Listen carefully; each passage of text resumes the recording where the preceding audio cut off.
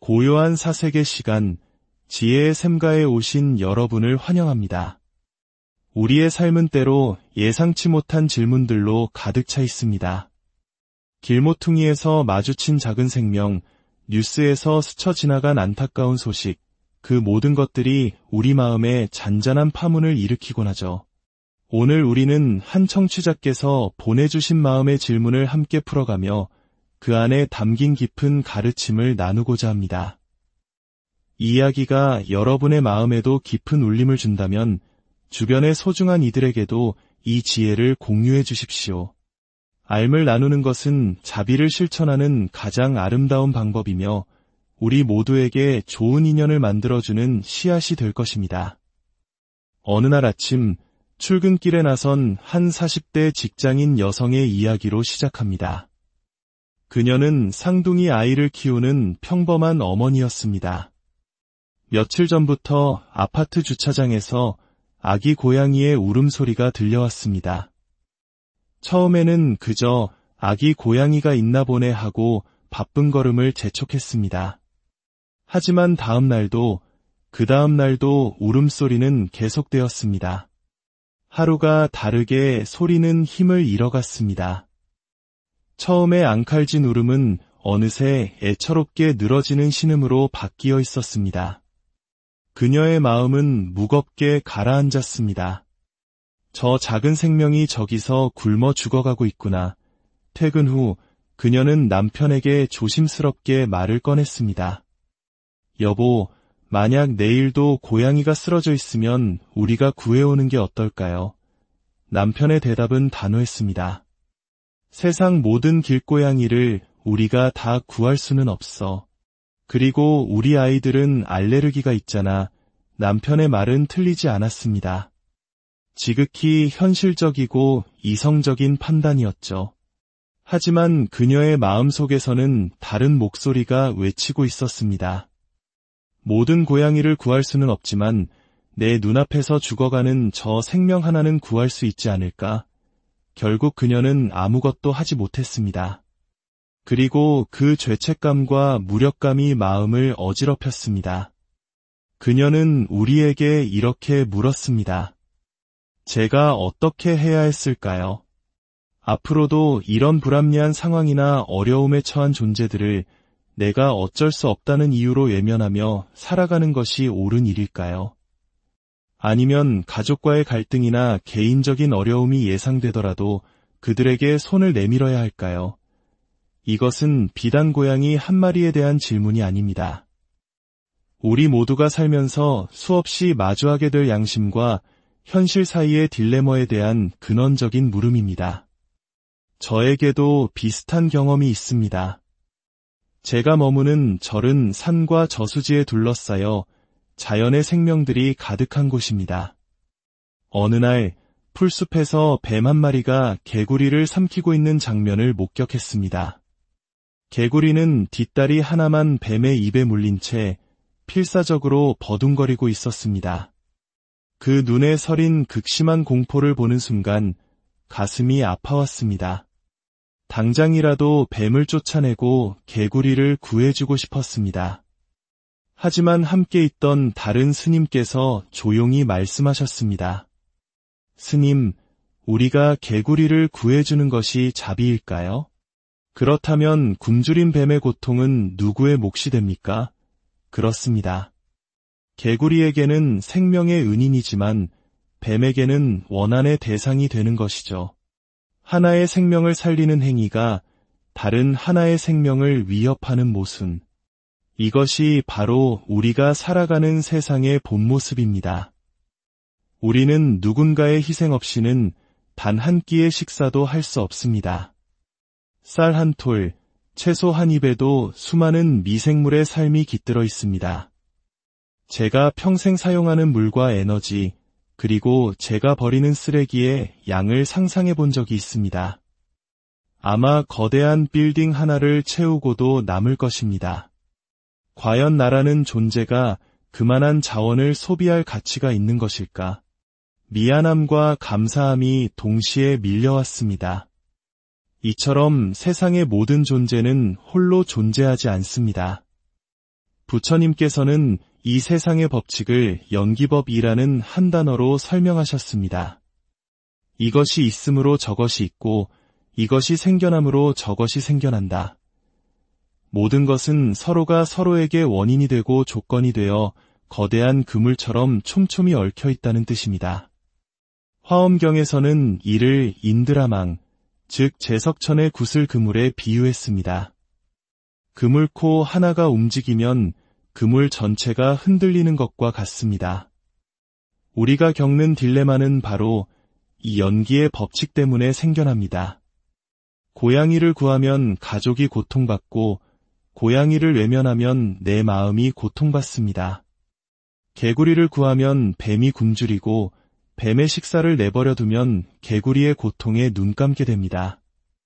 어느 한쪽만을 선택해서 완벽한 선을 이룰 수 없는 세상. 이것이 우리가 발딛고 선 현실입니다. 어떤 이들은 이 모순을 힘으로 해결하려 합니다. 당신들은 틀렸어. 라고 외치며 자신의 정의를 관철시키려 하죠. 동물 해방 운동가들이 양식장에 그물을 찢고 공장식 축사에 항의하는 모습을 떠올려 보십시오. 그들의 마음속에는 분명 선한 의도가 있을 것입니다. 하지만 그 결과는 무엇일까요? 농장주들과의 싸움, 사회적 갈등, 그리고 또 다른 형태의 폭력으로 이어지기 쉽습니다. 정법염처경이라는 경전에는 놀라운 가르침이 나옵니다. 동물을 구하기 위해 덫을 부수고 울타리를 허물고 심지어 왕이 되어 살생을 금지하는 법을 만드는 등 선한 의도로 행동하더라도 그 마음에 내가 옳고 너는 그르다는 투쟁심이 있다면 그 사람은 복을 받는 것이 아니라 아수라의 세계에 태어난다고 말입니다. 아수라는 끝없이 싸우는 전쟁의 신입니다. 팔이 잘려도 다시 도단하고 목이 베어도 다시 살아나 영원히 서로를 미워하며 싸웁니다. 이것은 무엇을 의미할까요? 분노와 대립으로는 결코 평화를 이룰 수 없다는 것입니다. 하나의 문제를 해결하기 위해 또 다른 갈등을 낳는 것은 지혜로운 자의 길이 아니며 끝없는 싸움의 윤회에 스스로를 가두는 것과 같습니다. 그렇다면 우리는 이 문제의 근본을 어디서 찾아야 할까요? 고양이를 구하느냐 마느냐, 고기를 먹느냐 마느냐의 차원을 넘어서 그 이면에 있는 더 깊은 원인을 보아야 합니다. 우리 부모님 세대, 6에서 70년대의 어려운 시절을 겪으신 분들은 기억하실 겁니다. 그때 소고기는 1년에 한두 번, 명절에나 맛볼 수 있는 귀한 음식이었습니다. 하지만 지금은 어떻습니까? 우리는 언제든 더 싸게, 더 자주 고기를 먹고 싶어 합니다. 이러한 욕망이 공장식 축산을 낳았고 수많은 생명의 고통을 기반으로 한 시스템을 만들었습니다. 길에 버려지는 수많은 반려동물들 역시 쉽게 얻고 싶고 쉽게 키우고 싶다는 가벼운 욕심에서 비롯된 비극이 아닐까요? 문제의 핵심은 바로 욕심에 있습니다. 불교에서는 우리를 고통으로 이끄는 세 가지 마음의 독, 즉 삼독을 이야기합니다. 첫 번째는 탐, 즉 탐욕입니다. 이는 끝없는 갈증과 같습니다. 더 많이 가지고 더 많이 누리고자 하는 마음입니다. 두 번째는 진, 즉 성냄입니다. 탐욕이 좌절되었을 때 내 뜻대로 되지 않을 때 일어나는 분노와 미움입니다. 이것이 옳은데 왜 따르지 않느냐는 아집과 독선이 바로 이 성냄의 또 다른 얼굴입니다. 그리고 세 번째는 치, 즉 어리석음입니다. 탐욕과 분노에 눈이 멀어 세상이 연기법으로 얽혀 있다는 진리를 보지 못하고 그릇된 판단과 행동을 하는 것입니다. 알미 병든 상태를 말합니다. 오늘의 질문으로 돌아가 봅시다. 고양이를 어떻게 해야 했을까요? 부처님의 가르침은 구해라 혹은 외면해라와 같은 단순한 행동 지침을 주지 않습니다.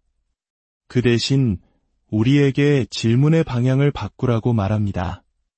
어떻게 행동할 것인가를 묻기 전에 나는 지금 어떤 마음으로 이 상황을 바라보고 있는가를 먼저 물어야 합니다.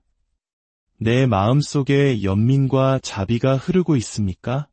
아니면 착한 일을 해야 한다는 의무감이나 외면했을 때 딸을 죄책감에 대한 두려움이 더 큽니까?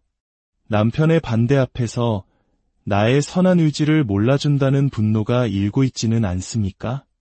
정답은 없습니다. 하지만 지혜로운 선택은 가능합니다. 지혜는 연기의 법칙을 이해하고 내 안의 삼독을 알아차리는 데서 시작됩니다. 그 상황에서 내가 할 수 있는 최선을 다하되 그 결과에 집착하지 않는 것입니다. 어쩌면 그녀는 동물보호단체에 연락해 도움을 청할 수도 있었을 것입니다. 혹은 남편과 아이들을 설득하기 위해 더 깊은 대화를 시도했을 수도 있습니다. 그것도 아니라면 최소한 고양이에게 물과 사료를 가져다 주며 마지막 가는 길을 위로해 줄 수도 있었을 것입니다. 어떤 행동이든 그것이 순수한 연민에서 비롯되고 관련된 모든 이들의 고통을 최소화하려는 지혜로운 고민 끝에 나온 것이라면 그것이 바로 그 순간의 최선입니다. 중요한 것은 결과가 아니라 그 과정에서 우리의 마음이 어떻게 성장하는가에 있습니다. 하나의 딜레마를 통해 우리는 세상이 얼마나 복잡하게 얽혀 있는지를 배우고 내 안의 욕심과 분노를 들여다보게 되며 그럼에도 불구하고 작은 자비라도 실천하려는 마음을 내는 법을 배웁니다. 길 위의 작은 고양이는 우리에게 거대한 우주의 진리를 보여주기 위해 나타난 스승이었을지 모릅니다. 당신의 삶 속에서 마주치는 모든 갈등과 질문들 또한 당신의 영혼을 성장시키는 소중한 기회입니다. 부디 모든 번뇌 속에서 지혜의 꽃을 피우시길 바랍니다. 부처님의 자비가 여러분의 모든 걸음에 함께 하시기를. 고요한 사색의 시간, 지혜의 샘가에 오신 여러분을 환영합니다. 우리의 삶은 때로 예상치 못한 질문들로 가득 차 있습니다. 길모퉁이에서 마주친 작은 생명, 뉴스에서 스쳐 지나간 안타까운 소식, 그 모든 것들이 우리 마음에 잔잔한 파문을 일으키곤 하죠. 오늘 우리는 한 청취자께서 보내주신 마음의 질문을 함께 풀어가며 그 안에 담긴 깊은 가르침을 나누고자 합니다. 이 이야기가 여러분의 마음에도 깊은 울림을 준다면 주변의 소중한 이들에게도 이 지혜를 공유해 주십시오. 알을 나누는 것은 자비를 실천하는 가장 아름다운 방법이며 우리 모두에게 좋은 인연을 만들어주는 씨앗이 될 것입니다. 어느 날 아침 출근길에 나선 한 40대 직장인 여성의 이야기로 시작합니다. 그녀는 쌍둥이 아이를 키우는 평범한 어머니였습니다. 며칠 전부터 아파트 주차장에서 아기 고양이의 울음소리가 들려왔습니다. 처음에는 그저 아기 고양이가 있나 보네 하고 바쁜 걸음을 재촉했습니다. 하지만 다음 날도 그 다음 날도 울음소리는 계속되었습니다. 하루가 다르게 소리는 힘을 잃어갔습니다. 처음에 앙칼진 울음은 어느새 애처롭게 늘어지는 신음으로 바뀌어 있었습니다. 그녀의 마음은 무겁게 가라앉았습니다. 저 작은 생명이 저기서 굶어 죽어가고 있구나. 퇴근 후 그녀는 남편에게 조심스럽게 말을 꺼냈습니다. 여보, 만약 내일도 고양이가 쓰러져 있으면 우리가 구해오는 게 어떨까요? 남편의 대답은 단호했습니다. 세상 모든 길고양이를 우리가 다 구할 수는 없어. 그리고 우리 아이들은 알레르기가 있잖아. 남편의 말은 틀리지 않았습니다. 지극히 현실적이고 이성적인 판단이었죠. 하지만 그녀의 마음속에서는 다른 목소리가 외치고 있었습니다. 모든 고양이를 구할 수는 없지만 내 눈앞에서 죽어가는 저 생명 하나는 구할 수 있지 않을까? 결국 그녀는 아무것도 하지 못했습니다. 그리고 그 죄책감과 무력감이 마음을 어지럽혔습니다. 그녀는 우리에게 이렇게 물었습니다. 제가 어떻게 해야 했을까요? 앞으로도 이런 불합리한 상황이나 어려움에 처한 존재들을 내가 어쩔 수 없다는 이유로 외면하며 살아가는 것이 옳은 일일까요? 아니면 가족과의 갈등이나 개인적인 어려움이 예상되더라도 그들에게 손을 내밀어야 할까요? 이것은 비단 고양이 한 마리에 대한 질문이 아닙니다. 우리 모두가 살면서 수없이 마주하게 될 양심과 현실 사이의 딜레마에 대한 근원적인 물음입니다. 저에게도 비슷한 경험이 있습니다. 제가 머무는 절은 산과 저수지에 둘러싸여 자연의 생명들이 가득한 곳입니다. 어느 날 풀숲에서 뱀 한 마리가 개구리를 삼키고 있는 장면을 목격했습니다.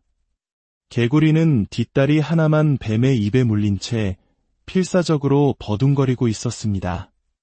그 눈에 서린 극심한 공포를 보는 순간 가슴이 아파왔습니다. 당장이라도 뱀을 쫓아내고 개구리를 구해주고 싶었습니다. 하지만 함께 있던 다른 스님께서 조용히 말씀하셨습니다. 스님, 우리가 개구리를 구해주는 것이 자비일까요? 그렇다면 굶주린 뱀의 고통은 누구의 몫이 됩니까? 그렇습니다. 개구리에게는 생명의 은인이지만 뱀에게는 원한의 대상이 되는 것이죠. 하나의 생명을 살리는 행위가 다른 하나의 생명을 위협하는 모순. 이것이 바로 우리가 살아가는 세상의 본 모습입니다. 우리는 누군가의 희생 없이는 단 한 끼의 식사도 할 수 없습니다. 쌀 한 톨, 채소 한 입에도 수많은 미생물의 삶이 깃들어 있습니다. 제가 평생 사용하는 물과 에너지, 그리고 제가 버리는 쓰레기의 양을 상상해 본 적이 있습니다. 아마 거대한 빌딩 하나를 채우고도 남을 것입니다. 과연 나라는 존재가 그만한 자원을 소비할 가치가 있는 것일까? 미안함과 감사함이 동시에 밀려왔습니다. 이처럼 세상의 모든 존재는 홀로 존재하지 않습니다. 부처님께서는 이 세상의 법칙을 연기법이라는 한 단어로 설명하셨습니다. 이것이 있으므로 저것이 있고 이것이 생겨남으로 저것이 생겨난다. 모든 것은 서로가 서로에게 원인이 되고 조건이 되어 거대한 그물처럼 촘촘히 얽혀 있다는 뜻입니다. 화엄경에서는 이를 인드라망, 즉 제석천의 구슬 그물에 비유했습니다. 그물코 하나가 움직이면 그물 전체가 흔들리는 것과 같습니다. 우리가 겪는 딜레마는 바로 이 연기의 법칙 때문에 생겨납니다. 고양이를 구하면 가족이 고통받고 고양이를 외면하면 내 마음이 고통받습니다. 개구리를 구하면 뱀이 굶주리고 뱀의 식사를 내버려 두면 개구리의 고통에 눈 감게 됩니다. 어느 한쪽만을 선택해서 완벽한 선을 이룰 수 없는 세상. 이것이 우리가 발딛고 선 현실입니다. 어떤 이들은 이 모순을 힘으로 해결하려 합니다. 당신들은 틀렸어. 라고 외치며 자신의 정의를 관철시키려 하죠. 동물 해방 운동가들이 양식장에 그물을 짓고 공장식 축사에 항의하는 모습을 떠올려 보십시오. 그들의 마음속에는 분명 선한 의도가 있을 것입니다. 하지만 그 결과는 무엇일까요? 농장주들과의 싸움, 사회적 갈등, 그리고 또 다른 형태의 폭력으로 이어지기 쉽습니다. 정법염처경이라는 경전에는 놀라운 가르침이 나옵니다. 동물을 구하기 위해 덫을 부수고 울타리를 허물고 심지어 왕이 되어 살생을 금지하는 법을 만드는 등 선한 의도로 행동하더라도 그 마음에 내가 옳고 너는 그르다는 투쟁심이 있다면 그 사람은 복을 받는 것이 아니라 아수라의 세계에 태어난다고 말입니다. 아수라는 끝없이 싸우는 전쟁의 신입니다.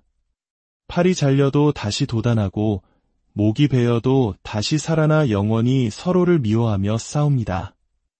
이것은 무엇을 의미할까요? 분노와 대립으로는 결코 평화를 이룰 수 없다는 것입니다. 하나의 문제를 해결하기 위해 또 다른 갈등을 낳는 것은 지혜로운 자의 길이 아니며 끝없는 싸움의 윤회에 스스로를 가두는 것과 같습니다. 그렇다면 우리는 이 문제의 근본을 어디서 찾아야 할까요? 고양이를 구하느냐 마느냐, 고기를 먹느냐 마느냐의 차원을 넘어서 그 이면에 있는 더 깊은 원인을 보아야 합니다. 우리 부모님 세대, 6에서 70년대의 어려운 시절을 겪으신 분들은 기억하실 겁니다. 그때 소고기는 1년에 한두 번, 명절에나 맛볼 수 있는 귀한 음식이었습니다. 하지만 지금은 어떻습니까? 우리는 언제든 더 싸게, 더 자주 고기를 먹고 싶어 합니다. 이러한 욕망이 공장식 축산을 낳았고 수많은 생명의 고통을 기반으로 한 시스템을 만들었습니다. 길에 버려지는 수많은 반려동물들 역시 쉽게 얻고 싶고 쉽게 키우고 싶다는 가벼운 욕심에서 비롯된 비극이 아닐까요? 문제의 핵심은 바로 욕심에 있습니다. 불교에서는 우리를 고통으로 이끄는 세 가지 마음의 독, 즉 삼독을 이야기합니다. 첫 번째는 탐, 즉 탐욕입니다. 이는 끝없는 갈증과 같습니다. 더 많이 가지고 더 많이 누리고자 하는 마음입니다. 두 번째는 진, 즉 성냄입니다. 탐욕이 좌절되었을 때, 내 뜻대로 되지 않을 때 일어나는 분노와 미움입니다. 이것이 옳은데 왜 따르지 않느냐는 아집과 독선이 바로 이 성냄의 또 다른 얼굴입니다. 그리고 세 번째는 치, 즉 어리석음입니다. 탐욕과 분노에 눈이 멀어 세상이 연기법으로 얽혀있다는 진리를 보지 못하고 그릇된 판단과 행동을 하는 것입니다. 알미 병든 상태를 말합니다. 오늘의 질문으로 돌아가 봅시다. 고양이를 어떻게 해야 했을까요? 부처님의 가르침은 구해라 혹은 외면해라와 같은 단순한 행동 지침을 주지 않습니다. 그 대신 우리에게 질문의 방향을 바꾸라고 말합니다. 어떻게 행동할 것인가를 묻기 전에 나는 지금 어떤 마음으로 이 상황을 바라보고 있는가를 먼저 물어야 합니다. 내 마음 속에 연민과 자비가 흐르고 있습니까? 아니면 착한 일을 해야 한다는 의무감이나 예면했을 때 딸을 죄책감에 대한 두려움이 더 큽니까? 남편의 반대 앞에서 나의 선한 의지를 몰라준다는 분노가 일고 있지는 않습니까? 정답은 없습니다. 하지만 지혜로운 선택은 가능합니다. 지혜는 연기의 법칙을 이해하고 내 안의 삼독을 알아차리는 데서 시작됩니다. 그 상황에서 내가 할 수 있는 최선을 다하되 그 결과에 집착하지 않는 것입니다. 어쩌면 그녀는 동물보호단체에 연락해 도움을 청할 수도 있었을 것입니다. 혹은 남편과 아이들을 설득하기 위해 더 깊은 대화를 시도했을 수도 있습니다. 그것도 아니라면 최소한 고양이에게 물과 사료를 가져다 주며 마지막 가는 길을 위로해 줄 수도 있었을 것입니다. 어떤 행동이든 그것이 순수한 연민에서 비롯되고 관련된 모든 이들의 고통을 최소화하려는 지혜로운 고민 끝에 나온 것이라면 그것이 바로 그 순간의 최선입니다. 중요한 것은 결과가 아니라 그 과정에서 우리의 마음이 어떻게 성장하는가에 있습니다. 하나의 딜레마를 통해 우리는 세상이 얼마나 복잡하게 얽혀 있는지를 배우고 내 안의 욕심과 분노를 들여다보게 되며 그럼에도 불구하고 작은 자비라도 실천하려는 마음을 내는 법을 배웁니다. 길 위의 작은 고양이는 우리에게 거대한 우주의 진리를 보여주기 위해 나타난 스승이었을지 모릅니다. 당신의 삶 속에서 마주치는 모든 갈등과 질문들 또한 당신의 영혼을 성장시키는 소중한 기회입니다. 부디 모든 번뇌 속에서 지혜의 꽃을 피우시길 바랍니다. 부처님의 자비가 여러분의 모든 걸음에 함께하시기를. 고요한 사색의 시간, 지혜의 샘가에 오신 여러분을 환영합니다. 우리의 삶은 때로 예상치 못한 질문들로 가득 차 있습니다. 길모퉁이에서 마주친 작은 생명, 뉴스에서 스쳐 지나간 안타까운 소식, 그 모든 것들이 우리 마음에 잔잔한 파문을 일으키곤 하죠. 오늘 우리는 한 청취자께서 보내주신 마음의 질문을 함께 풀어가며 그 안에 담긴 깊은 가르침을 나누고자 합니다. 이 이야기가 여러분의 마음에도 깊은 울림을 준다면 주변의 소중한 이들에게도 이 지혜를 공유해 주십시오. 알을 나누는 것은 자비를 실천하는 가장 아름다운 방법이며 우리 모두에게 좋은 인연을 만들어주는 씨앗이 될 것입니다. 어느 날 아침 출근길에 나선 한 40대 직장인 여성의 이야기로 시작합니다. 그녀는 쌍둥이 아이를 키우는 평범한 어머니였습니다. 며칠 전부터 아파트 주차장에서 아기 고양이의 울음소리가 들려왔습니다. 처음에는 그저 아기 고양이가 있나 보네 하고 바쁜 걸음을 재촉했습니다. 하지만 다음 날도 그 다음 날도 울음소리는 계속되었습니다. 하루가 다르게 소리는 힘을 잃어갔습니다. 처음에 앙칼진 울음은 어느새 애처롭게 늘어지는 신음으로 바뀌어 있었습니다. 그녀의 마음은 무겁게 가라앉았습니다. 저 작은 생명이 저기서 굶어 죽어가고 있구나. 퇴근 후 그녀는 남편에게 조심스럽게 말을 꺼냈습니다. 여보, 만약 내일도 고양이가 쓰러져 있으면 우리가 구해오는 게 어떨까요? 남편의 대답은 단호했습니다. 세상 모든 길고양이를 우리가 다 구할 수는 없어. 그리고 우리 아이들은 알레르기가 있잖아. 남편의 말은 틀리지 않았습니다. 지극히 현실적이고 이성적인 판단이었죠. 하지만 그녀의 마음속에서는 다른 목소리가 외치고 있었습니다. 모든 고양이를 구할 수는 없지만 내 눈앞에서 죽어가는 저 생명 하나는 구할 수 있지 않을까? 결국 그녀는 아무것도 하지 못했습니다. 그리고 그 죄책감과 무력감이 마음을 어지럽혔습니다. 그녀는 우리에게 이렇게 물었습니다. 제가 어떻게 해야 했을까요? 앞으로도 이런 불합리한 상황이나 어려움에 처한 존재들을 내가 어쩔 수 없다는 이유로 외면하며 살아가는 것이 옳은 일일까요? 아니면 가족과의 갈등이나 개인적인 어려움이 예상되더라도 그들에게 손을 내밀어야 할까요? 이것은 비단 고양이 한 마리에 대한 질문이 아닙니다. 우리 모두가 살면서 수없이 마주하게 될 양심과 현실 사이의 딜레마에 대한 근원적인 물음입니다. 저에게도 비슷한 경험이 있습니다. 제가 머무는 절은 산과 저수지에 둘러싸여 자연의 생명들이 가득한 곳입니다. 어느 날 풀숲에서 뱀 한 마리가 개구리를 삼키고 있는 장면을 목격했습니다. 개구리는 뒷다리 하나만 뱀의 입에 물린 채 필사적으로 버둥거리고 있었습니다. 그 눈에 서린 극심한 공포를 보는 순간 가슴이 아파왔습니다. 당장이라도 뱀을 쫓아내고 개구리를 구해주고 싶었습니다. 하지만 함께 있던 다른 스님께서 조용히 말씀하셨습니다. 스님, 우리가 개구리를 구해주는 것이 자비일까요? 그렇다면 굶주린 뱀의 고통은 누구의 몫이 됩니까? 그렇습니다. 개구리에게는 생명의 은인이지만 뱀에게는 원한의 대상이 되는 것이죠. 하나의 생명을 살리는 행위가 다른 하나의 생명을 위협하는 모순. 이것이 바로 우리가 살아가는 세상의 본 모습입니다. 우리는 누군가의 희생 없이는 단 한 끼의 식사도 할 수 없습니다. 쌀 한 톨, 채소 한 입에도 수많은 미생물의 삶이 깃들어 있습니다. 제가 평생 사용하는 물과 에너지, 그리고 제가 버리는 쓰레기의 양을 상상해 본 적이 있습니다. 아마 거대한 빌딩 하나를 채우고도 남을 것입니다. 과연 나라는 존재가 그만한 자원을 소비할 가치가 있는 것일까? 미안함과 감사함이 동시에 밀려왔습니다. 이처럼 세상의 모든 존재는 홀로 존재하지 않습니다.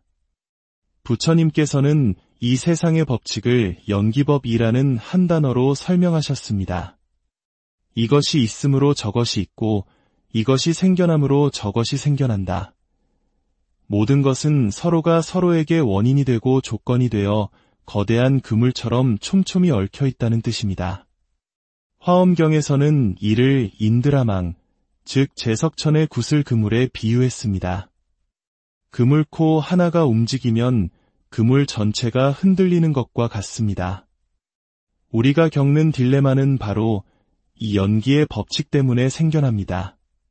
고양이를 구하면 가족이 고통받고 고양이를 외면하면 내 마음이 고통받습니다. 개구리를 구하면 뱀이 굶주리고 뱀의 식사를 내버려 두면 개구리의 고통에 눈 감게 됩니다. 어느 한쪽만을 선택해서 완벽한 선을 이룰 수 없는 세상. 이것이 우리가 발딛고 선 현실입니다. 어떤 이들은 이 모순을 힘으로 해결하려 합니다. 당신들은 틀렸어. 라고 외치며 자신의 정의를 관철시키려 하죠. 동물 해방 운동가들이 양식장에 그물을 찢고 공장식 축사에 항의하는 모습을 떠올려 보십시오. 그들의 마음속에는 분명 선한 의도가 있을 것입니다. 하지만 그 결과는 무엇일까요? 농장주들과의 싸움, 사회적 갈등, 그리고 또 다른 형태의 폭력으로 이어지기 쉽습니다. 정법염처경이라는 경전에는 놀라운 가르침이 나옵니다. 동물을 구하기 위해 덫을 부수고 울타리를 허물고 심지어 왕이 되어 살생을 금지하는 법을 만드는 등 선한 의도로 행동하더라도 그 마음에 내가 옳고 너는 그르다는 투쟁심이 있다면 그 사람은 복을 받는 것이 아니라 아수라의 세계에 태어난다고 말입니다. 아수라는 끝없이 싸우는 전쟁의 신입니다. 팔이 잘려도 다시 돋아나고 목이 베어도 다시 살아나 영원히 서로를 미워하며 싸웁니다. 이것은 무엇을 의미할까요? 분노와 대립으로는 결코 평화를 이룰 수 없다는 것입니다. 하나의 문제를 해결하기 위해 또 다른 갈등을 낳는 것은 지혜로운 자의 길이 아니며 끝없는 싸움의 윤회에 스스로를 가두는 것과 같습니다. 그렇다면 우리는 이 문제의 근본을 어디서 찾아야 할까요? 고양이를 구하느냐 마느냐, 고기를 먹느냐 마느냐의 차원을 넘어서 그 이면에 있는 더 깊은 원인을 보아야 합니다. 우리 부모님 세대, 6에서 70년대의 어려운 시절을 겪으신 분들은 기억하실 겁니다. 그때 소고기는 1년에 한두 번, 명절에나 맛볼 수 있는 귀한 음식이었습니다. 하지만 지금은 어떻습니까? 우리는 언제든 더 싸게, 더 자주 고기를 먹고 싶어 합니다. 이러한 욕망이 공장식 축산을 낳았고 수많은 생명의 고통을 기반으로 한 시스템을 만들었습니다. 길에 버려지는 수많은 반려동물들 역시 쉽게 얻고 싶고 쉽게 키우고 싶다는 가벼운 욕심에서 비롯된 비극이 아닐까요?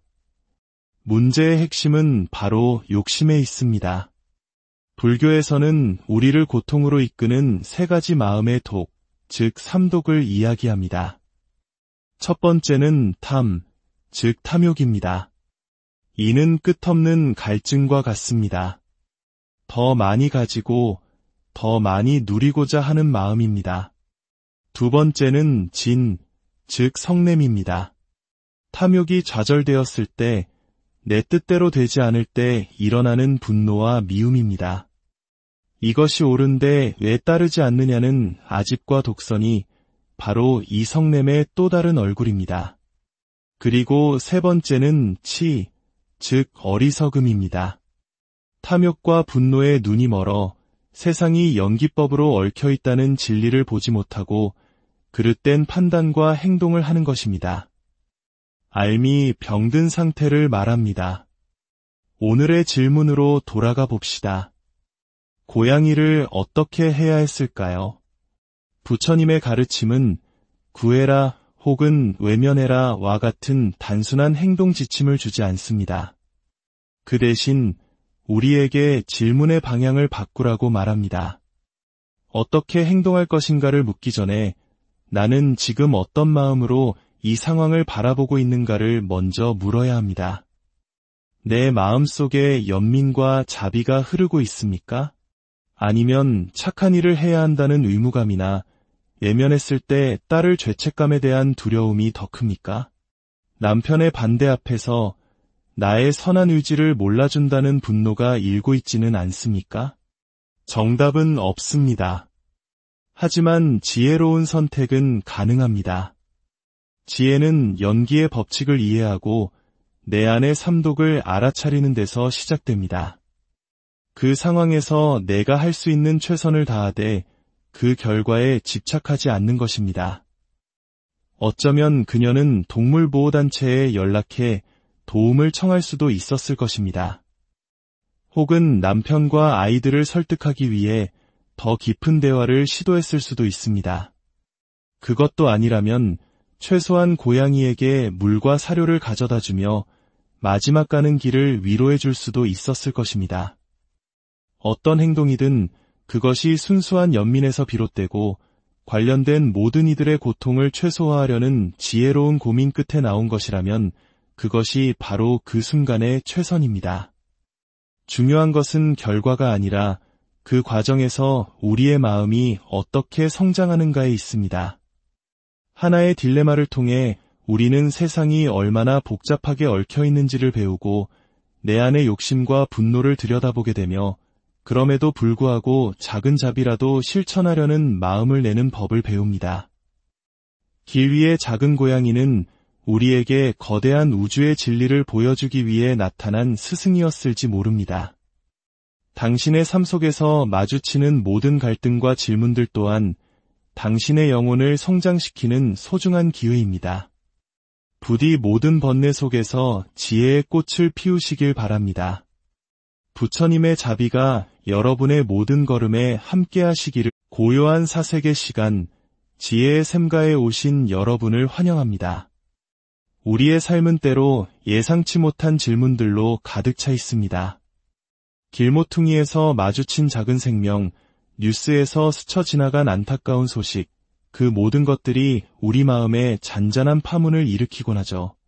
오늘 우리는 한 청취자께서 보내주신 마음의 질문을 함께 풀어가며 그 안에 담긴 깊은 가르침을 나누고자 합니다. 이 이야기가 여러분의 마음에도 깊은 울림을 준다면 주변의 소중한 이들에게도 이 지혜를 공유해 주십시오. 알을 나누는 것은 자비를 실천하는 가장 아름다운 방법이며 우리 모두에게 좋은 인연을 만들어주는 씨앗이 될 것입니다. 어느 날 아침 출근길에 나선 한 40대 직장인 여성의 이야기로 시작합니다. 그녀는 쌍둥이 아이를 키우는 평범한 어머니였습니다. 며칠 전부터 아파트 주차장에서 아기 고양이의 울음소리가 들려왔습니다. 처음에는 그저 아기 고양이가 있나 보네 하고 바쁜 걸음을 재촉했습니다. 하지만 그 다음 날도 울음소리는 계속되었습니다. 하루가 다르게 소리는 힘을 잃어갔습니다. 처음에 앙칼진 울음은 어느새 애처롭게 늘어지는 신음으로 바뀌어 있었습니다. 그녀의 마음은 무겁게 가라앉았습니다. 저 작은 생명이 저기서 굶어 죽어가고 있구나. 퇴근 후 그녀는 남편에게 조심스럽게 말을 꺼냈습니다. 여보, 만약 내일도 고양이가 쓰러져 있으면 우리가 구해오는 게 어떨까요? 남편의 대답은 단호했습니다. 세상 모든 길고양이를 우리가 다 구할 수는 없어. 그리고 우리 아이들은 알레르기가 있잖아. 남편의 말은 틀리지 않았습니다. 지극히 현실적이고 이성적인 판단이었죠. 하지만 그녀의 마음속에서는 다른 목소리가 외치고 있었습니다. 모든 고양이를 구할 수는 없지만 내 눈앞에서 죽어가는 저 생명 하나는 구할 수 있지 않을까? 결국 그녀는 아무것도 하지 못했습니다. 그리고 그 죄책감과 무력감이 마음을 어지럽혔습니다. 그녀는 우리에게 이렇게 물었습니다. 제가 어떻게 해야 했을까요? 앞으로도 이런 불합리한 상황이나 어려움에 처한 존재들을 내가 어쩔 수 없다는 이유로 외면하며 살아가는 것이 옳은 일일까요? 아니면 가족과의 갈등이나 개인적인 어려움이 예상되더라도 그들에게 손을 내밀어야 할까요? 이것은 비단 고양이 한 마리에 대한 질문이 아닙니다. 우리 모두가 살면서 수없이 마주하게 될 양심과 현실 사이의 딜레마에 대한 근원적인 물음입니다. 저에게도 비슷한 경험이 있습니다. 제가 머무는 절은 산과 저수지에 둘러싸여 자연의 생명들이 가득한 곳입니다. 어느 날 풀숲에서 뱀 한 마리가 개구리를 삼키고 있는 장면을 목격했습니다. 개구리는 뒷다리 하나만 뱀의 입에 물린 채 필사적으로 버둥거리고 있었습니다.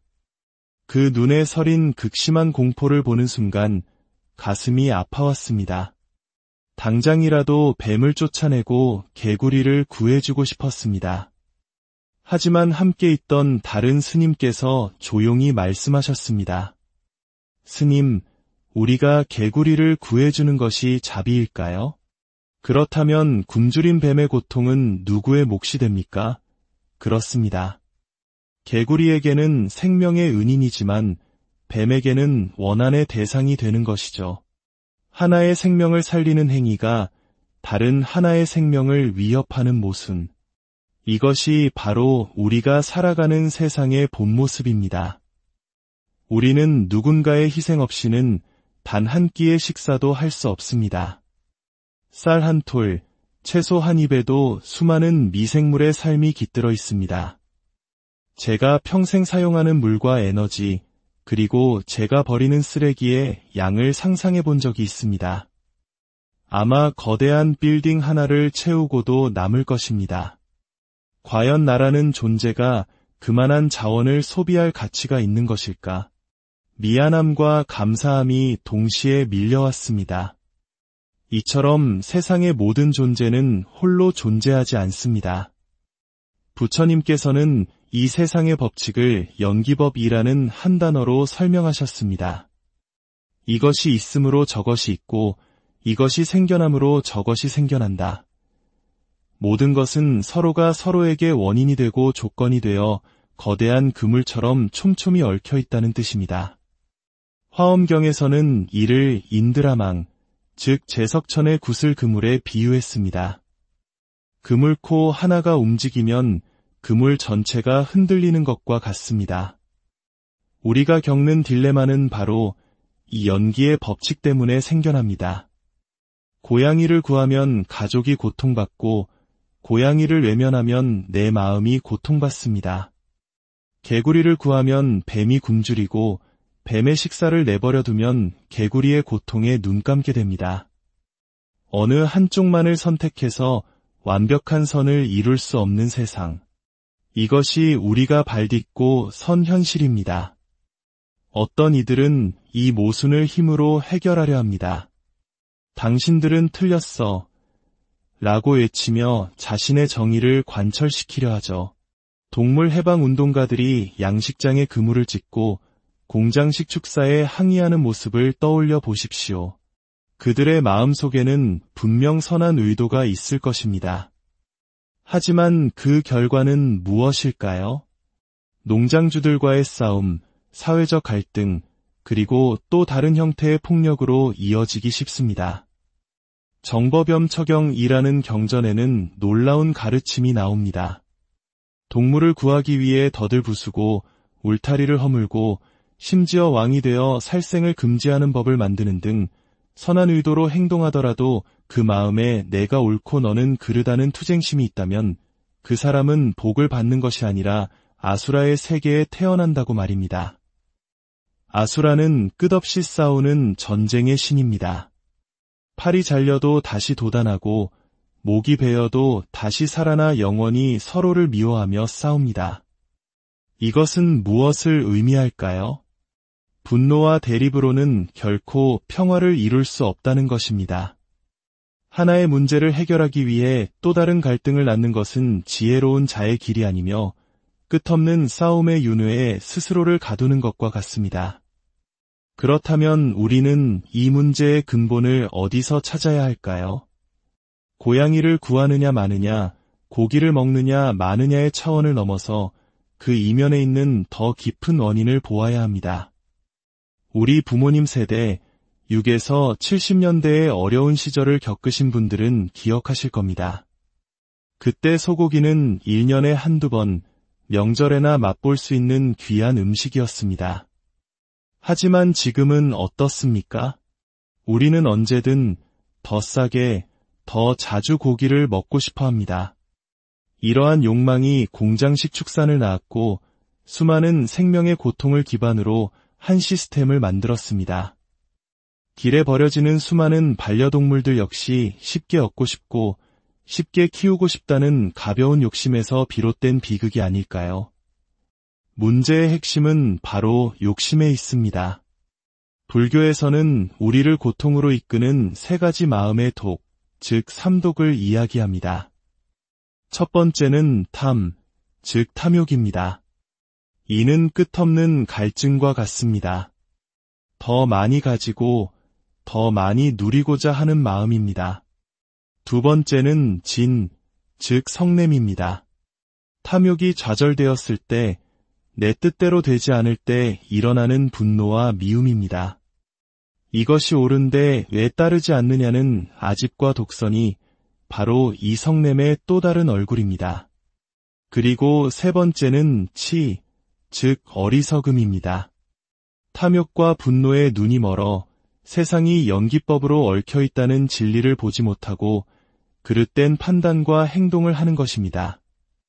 알미 병든 상태를 말합니다. 오늘의 질문으로 돌아가 봅시다. 고양이를 어떻게 해야 했을까요? 부처님의 가르침은 구해라 혹은 외면해라와 같은 단순한 행동 지침을 주지 않습니다. 그 대신 우리에게 질문의 방향을 바꾸라고 말합니다. 어떻게 행동할 것인가를 묻기 전에 나는 지금 어떤 마음으로 이 상황을 바라보고 있는가를 먼저 물어야 합니다. 내 마음 속에 연민과 자비가 흐르고 있습니까? 아니면 착한 일을 해야 한다는 의무감이나 외면했을 때 딸을 죄책감에 대한 두려움이 더 큽니까? 남편의 반대 앞에서 나의 선한 의지를 몰라준다는 분노가 일고 있지는 않습니까? 정답은 없습니다. 하지만 지혜로운 선택은 가능합니다. 지혜는 연기의 법칙을 이해하고 내 안의 삼독을 알아차리는 데서 시작됩니다. 그 상황에서 내가 할 수 있는 최선을 다하되 그 결과에 집착하지 않는 것입니다. 어쩌면 그녀는 동물보호단체에 연락해 도움을 청할 수도 있었을 것입니다. 혹은 남편과 아이들을 설득하기 위해 더 깊은 대화를 시도했을 수도 있습니다. 그것도 아니라면 최소한 고양이에게 물과 사료를 가져다 주며 마지막 가는 길을 위로해 줄 수도 있었을 것입니다.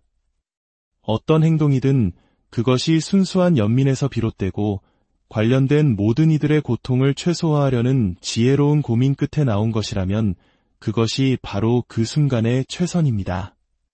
중요한 것은 결과가 아니라 그 과정에서 우리의 마음이 어떻게 성장하는가에 있습니다.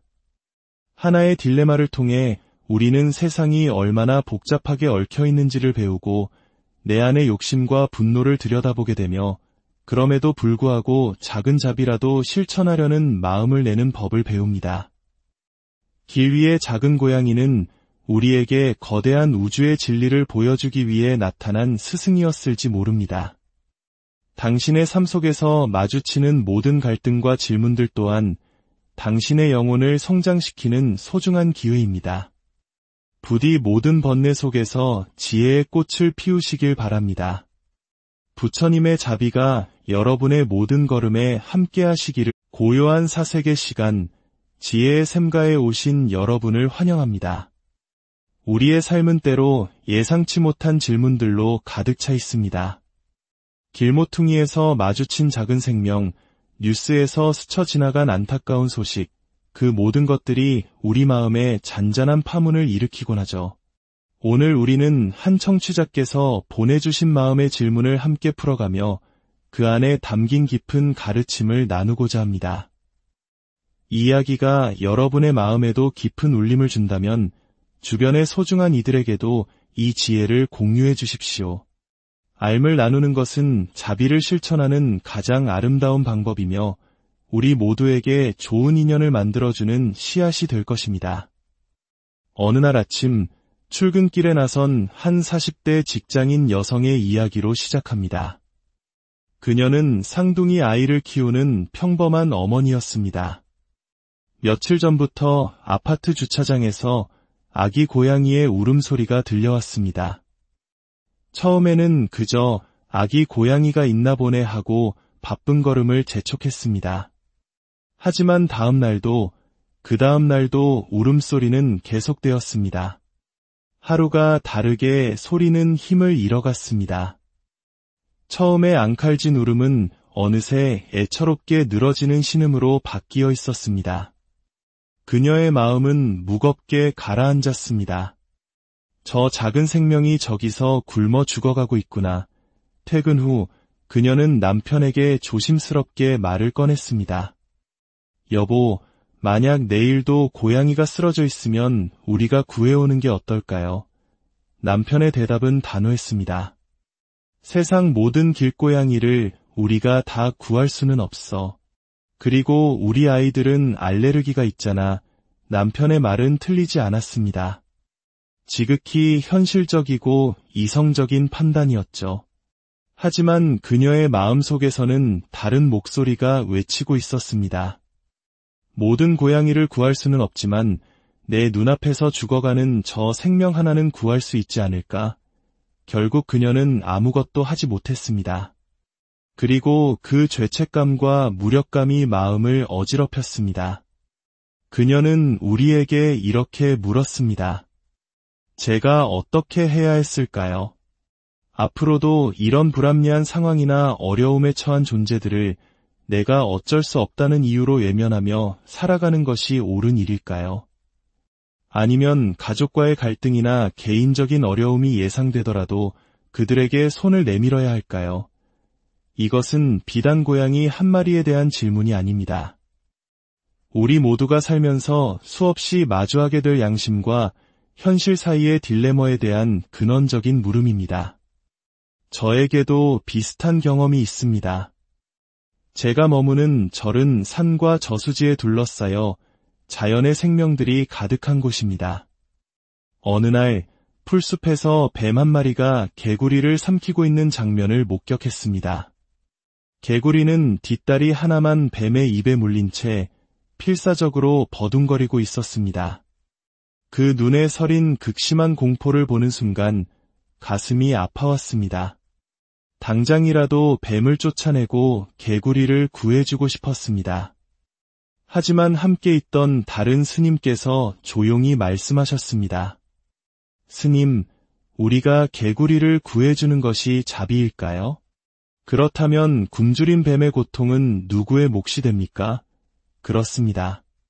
개구리에게는 생명의 은인이지만 뱀에게는 원한의 대상이 되는 것이죠. 하나의 생명을 살리는 행위가 다른 하나의 생명을 위협하는 모순. 이것이 바로 우리가 살아가는 세상의 본 모습입니다. 우리는 누군가의 희생 없이는 단 한 끼의 식사도 할 수 없습니다. 쌀 한 톨, 채소 한 입에도 수많은 미생물의 삶이 깃들어 있습니다.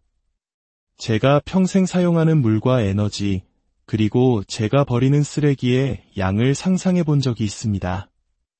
아마 거대한 빌딩 하나를 채우고도 남을 것입니다. 과연 나라는 존재가 그만한 자원을 소비할 가치가 있는 것일까? 미안함과 감사함이 동시에 밀려왔습니다. 이처럼 세상의 모든 존재는 홀로 존재하지 않습니다.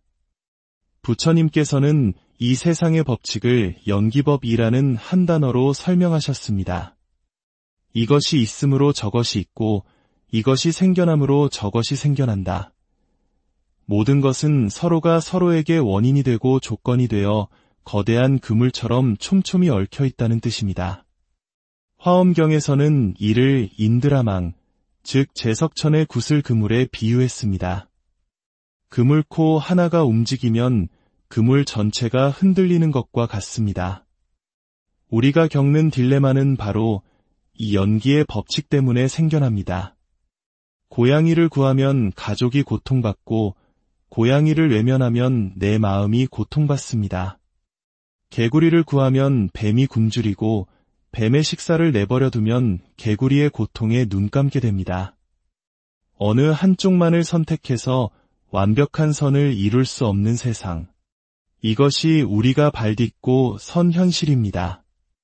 어떤 이들은 이 모순을 힘으로 해결하려 합니다. 당신들은 틀렸어. 라고 외치며 자신의 정의를 관철시키려 하죠. 동물 해방 운동가들이 양식장에 그물을 찢고 공장식 축사에 항의하는 모습을 떠올려 보십시오. 그들의 마음속에는 분명 선한 의도가 있을 것입니다. 하지만 그 결과는 무엇일까요? 농장주들과의 싸움, 사회적 갈등, 그리고 또 다른 형태의 폭력으로 이어지기 쉽습니다. 정법염처경이라는 경전에는 놀라운 가르침이 나옵니다. 동물을 구하기 위해 덫을 부수고 울타리를 허물고 심지어 왕이 되어 살생을 금지하는 법을 만드는 등 선한 의도로 행동하더라도 그 마음에 내가 옳고 너는 그르다는 투쟁심이 있다면 그 사람은 복을 받는 것이 아니라 아수라의 세계에 태어난다고 말입니다. 아수라는 끝없이 싸우는 전쟁의 신입니다. 팔이 잘려도 다시 돋아나고 목이 베어도 다시 살아나 영원히 서로를 미워하며 싸웁니다. 이것은 무엇을 의미할까요? 분노와 대립으로는 결코 평화를 이룰 수 없다는 것입니다. 하나의 문제를 해결하기 위해 또 다른 갈등을 낳는 것은 지혜로운 자의 길이 아니며 끝없는 싸움의 윤회에 스스로를 가두는 것과 같습니다. 그렇다면 우리는 이 문제의 근본을 어디서 찾아야 할까요? 고양이를 구하느냐 마느냐, 고기를 먹느냐 마느냐의 차원을 넘어서 그 이면에 있는 더 깊은 원인을 보아야 합니다. 우리 부모님 세대, 6에서 70년대의 어려운 시절을 겪으신 분들은 기억하실 겁니다. 그때 소고기는 1년에 한두 번, 명절에나 맛볼 수 있는 귀한 음식이었습니다. 하지만 지금은 어떻습니까? 우리는 언제든 더 싸게, 더 자주 고기를 먹고 싶어 합니다. 이러한 욕망이 공장식 축산을 낳았고 수많은 생명의 고통을 기반으로 한 시스템을 만들었습니다. 길에 버려지는 수많은 반려동물들 역시 쉽게 얻고 싶고 쉽게 키우고 싶다는 가벼운 욕심에서 비롯된 비극이 아닐까요? 문제의 핵심은 바로 욕심에 있습니다. 불교에서는 우리를 고통으로 이끄는 세 가지 마음의 독, 즉 삼독을 이야기합니다. 첫 번째는 탐, 즉 탐욕입니다. 이는 끝없는 갈증과 같습니다. 더 많이 가지고 더 많이 누리고자 하는 마음입니다. 두 번째는 진, 즉 성냄입니다. 탐욕이 좌절되었을 때, 내 뜻대로 되지 않을 때 일어나는 분노와 미움입니다. 이것이 옳은데 왜 따르지 않느냐는 아집과 독선이 바로 이 성냄의 또 다른 얼굴입니다. 그리고 세 번째는 치, 즉 어리석음입니다. 탐욕과 분노에 눈이 멀어 세상이 연기법으로 얽혀있다는 진리를 보지 못하고 그릇된 판단과 행동을 하는 것입니다. 알미 병든 상태를 말합니다. 오늘의 질문으로 돌아가 봅시다. 고양이를 어떻게 해야 했을까요?